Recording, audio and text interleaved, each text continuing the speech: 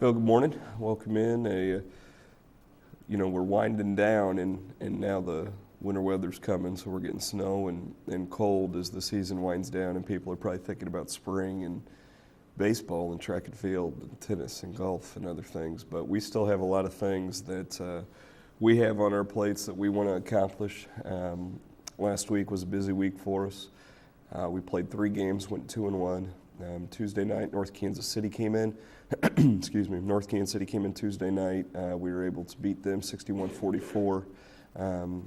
Played a really solid game, a bounce-back game from really a couple of practices that we were making sure we were trying to get better, more focused, more our execution level needed to increase, and we did that versus them. Our rebound margin, just an unbelievable stat against them, is we were 43-16 on the rebound margin. We were plus 27. So Michael Hughes had 17 points, 18 rebounds. Their team had 16 rebounds. So we did a phenomenal job controlling the game on the rebound, on the glass, which when you do that, it gives you opportunities to get more shots, to get opportunities closer to the basket. It doesn't allow them to get easy baskets, so that was huge for us. So, we won by 17, which was our second biggest margin in 2 years in a victory, which is pretty remarkable.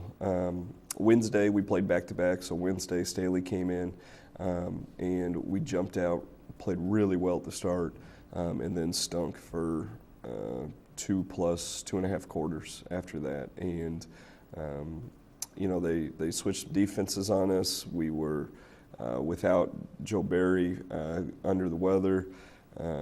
We couldn't get in rhythm. We scored 23 points in 24 minutes. So we scored 23 points the first 3 quarters, and then in the last quarter we scored 32 points. So we set a program record for most points in a quarter.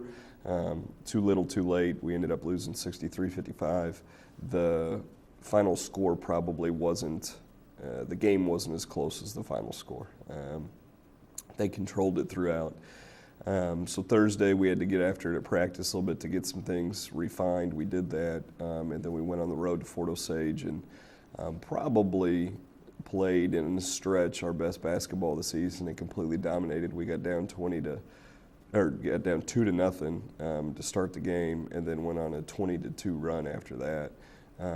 And we're up 20-4, got up by as many as 24 points. They cut the lead in the second half, got it down to single digits, got it down as close as 6, and then we were able to extend it out late, win 63-50. So we went 2-1 in conference last week. You take the 2 wins, we won by an average of 15 points. The loss, kind of puts a sour taste in your mouth.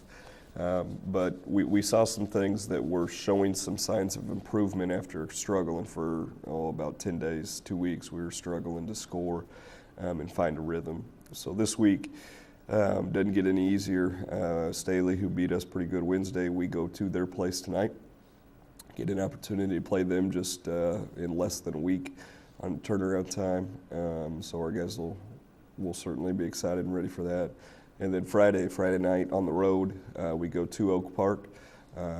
And so that'll be, anytime you're on the road, and especially on a Friday night, this time of year, you're looking at court warming and different things too. So sure, it'll be a hostile atmosphere, but we're hoping that we can get going and start playing some really good basketball here late. Got an opportunity to do that. We still, we've got guys healthy. We've got guys that still see the things that they want to accomplish are in front of them. District seating meeting is Saturday. So with, things in front of us to accomplish when the district seating meeting starts, that makes it real, because then you could start preparing for the tournament. Though, you win, you're done. You win, you go on. You lose, you're done. And so that time's right around the corner, and we're looking forward to it. I know Coach James filled in last week, and I appreciate it very much. He mentioned our freshman and sophomore teams who had great years. We're proud of those guys, and the future is bright, and we're certainly excited about it. But we're most definitely focused on the next couple of weeks that we got going with this team. So with that, open it up to you guys. How are you preparing for Staley differently than you did when you were last year? Well, a couple things, Jack, about it is when we, preparation time we played North Kansas City on Tuesday. We played Staley on Wednesday. So we had about a 30-minute meeting on Wednesday to prepare for Staley. The guys had tape, they had scouting reports, they had things that they could go over on their own, but as far as on-court practice reps, we had 0. It didn't show the first 2.5 minutes when we jumped out 6-0. But then after that, with some changed defense, there was some confusion. Some guys were a little unsure about where to go. Some guys were unsure about how to make cuts against the defense they were playing. So we've spent a lot of time, even the day after, even last Thursday, and then today, or yesterday rather, working on more Staley-specific things, whereas leading up to the week, we were concerned about North Kansas City and Staley, so we did some things to get us prepared for that, but we didn't necessarily have a full-fledged practice to be able to prepare for the opponent like we did last night to prepare for them tonight. So, a little bit of changes that we can make just as far as how we attack, what they run defensively, but I think that also just our guys will have a little bit more alert and attention to the fact that, this is only the second time we've lost at home. We've got such a home court advantage. Park Hill South beat us by a point. Staley beat us pretty good, but, we usually don't lose at home. And I think maybe coming off back-to-backs, the guys weren't as juiced up and excited as we'd want them to be, and I think that took its toll. So I think you'll see a pretty inspired, pretty good performance from us tonight. How do you play any different against teams, like you said, with court warming coming up, they might be a little more hyped? How do you do anything different to kind of break down their hype and make sure that you play them? Yeah, it's a good question, man. I mean, at this point of the year, we've always told guys that the game that you play is the most important game of the year. If it's a Tuesday night at home versus a team who hasn't won a game all year, that's the biggest game you're going to play in all year because it's the game that's in front of you. When we get going to tonight and we'll go over to Staley, it's our biggest game of the year, Friday. And it's kind of cliche and corny to say, but in reality, if you take it that way, then when you get into those circumstances where it's court warming or where it's districts or where your season's on the line, then hopefully there's a calm and a peace that, yeah, we've been through this before. Yeah, we've felt pressure before. Yeah, we've been able to handle it. And if you look at our teams, we've always taken that approach. And if you look at our teams historically over the past couple of years, in games that are like that, our guys usually perform pretty well. Our fourth quarter scoring margin is just unreal on a plus side because we've got guys that'll play 32 minutes. They'll play that. If we're down by 8 going into the last quarter, I really don't blink an eye because I know that, we got the resolve and toughness to get through things. And so you try not to prepare or freak them out in a way that makes it feel like there's something so different going on. But at the same point, I've been around teams long enough, you can kind of sense when they're thinking, oh boy, this is pretty important stuff. This is crunch time. And look at our game versus Lincoln Prep last year. We lost those 3 seniors, Brinks, Ian, and Ryan. But, everybody else was around for going in to play 24-3 Lincoln Prep. The number 2-3 team in the state in the class 4, and team that was playing really well, and we were down. The only lead we had was when the ball went in the goal at the buzzer at the end of the game. And that is kind of symbolic of kind of who we are now. Listen, I'd much rather, get up by 20 and lead by 20 the entire night. But there's no way that the team's going to give in, and that's just kind of because that's because of who we are. It's because of who the guys are. So hopefully we don't treat it too different. But we've seen these guys now twice, so this will be the second time we've seen them. So I think that'll help too with kind of the focus to it.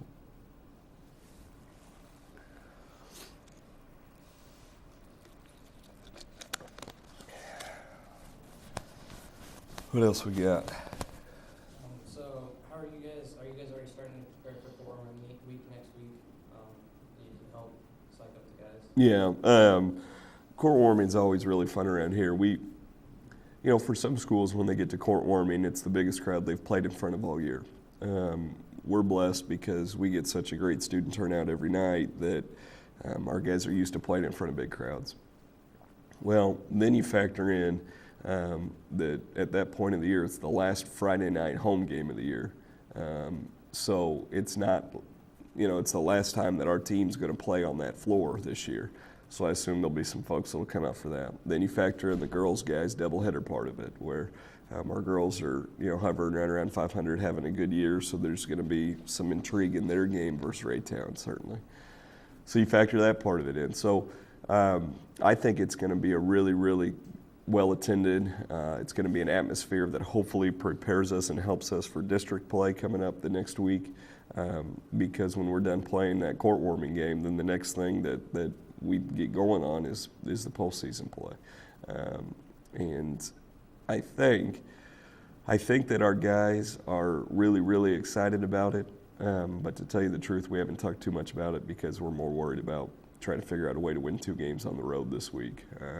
And once we get through this week, then we can start looking ahead. But the other deal with that court warming game is it'll be senior night. And I've got 5 awesome seniors that I want to make sure I take care of and we send out the right way. And so those guys will be extra hyped up for that because knowing it's their last time that they get to play on the floor too. And it's against a team who's playing as well as anybody in the city other than Blue Springs South. Raytown's playing as well as anybody. So a lot of intrigue going into the game, a lot of, extrinsic motivation certainly will be there, but I hope that I hope that by the point we get there, that game's really important and that we're playing good basketball.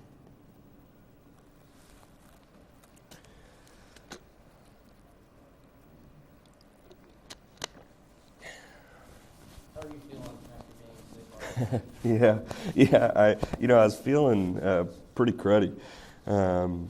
First 2 sick days I've taken in 8 years, so I felt pretty cruddy.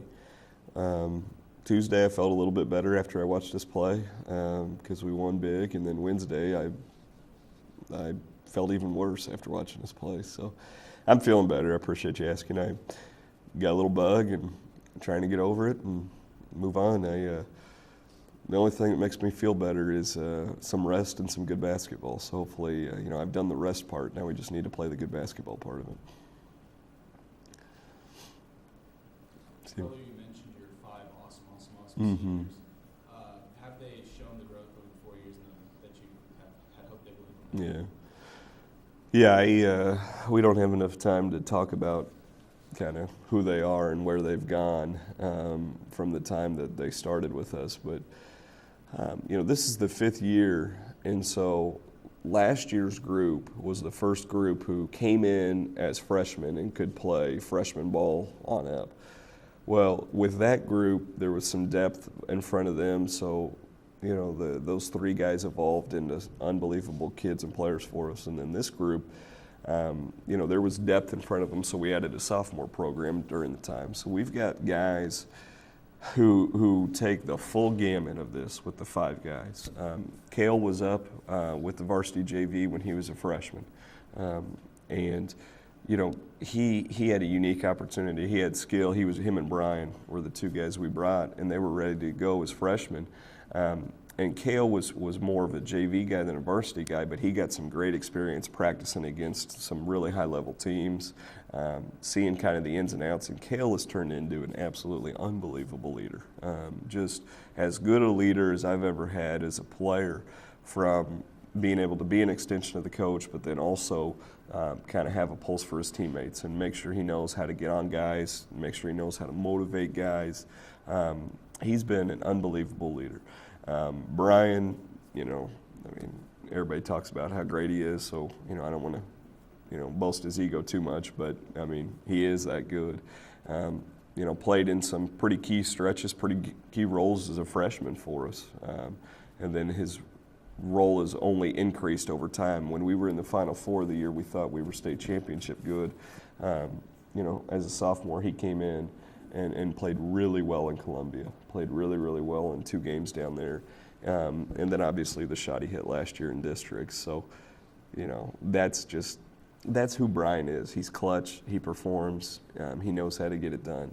Matt Richards is a guy that has built his way through the program. Was playing on our freshman team, was one of the best players on our freshman team.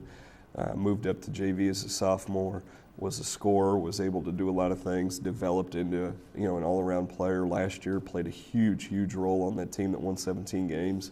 And this year, it's the same thing. We're counting on him to make a lot of plays down the stretch.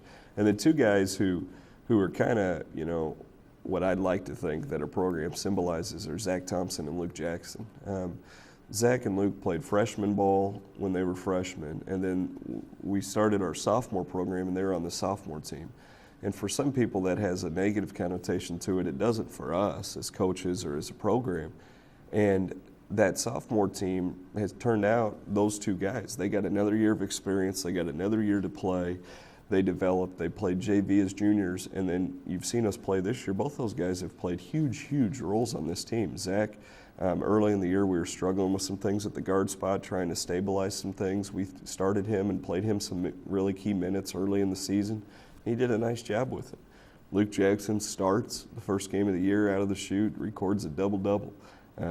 He played really well Friday night versus Fort Osage. So we've got such a wide range of guys and what they've accomplished over their time here, but we've got 5 guys who really kind of embody who we are, what we stand for, and we want to make sure that we take care of them and that when they are done playing here, they feel like they got everything out of our program. They're better for it, and I know our program's better for it, but we've got a lot to still get out of them to make a run. With that, I'll wrap it up. Like I said, busy week, 2 away from home. Hopefully, we'll see some of you guys out there, but then if not, when we get back next week, 2 really important home games, William Chrisman on Tuesday night, and then obviously Court Warming on Friday. So look forward to seeing you guys out there, and as always, appreciate all your support.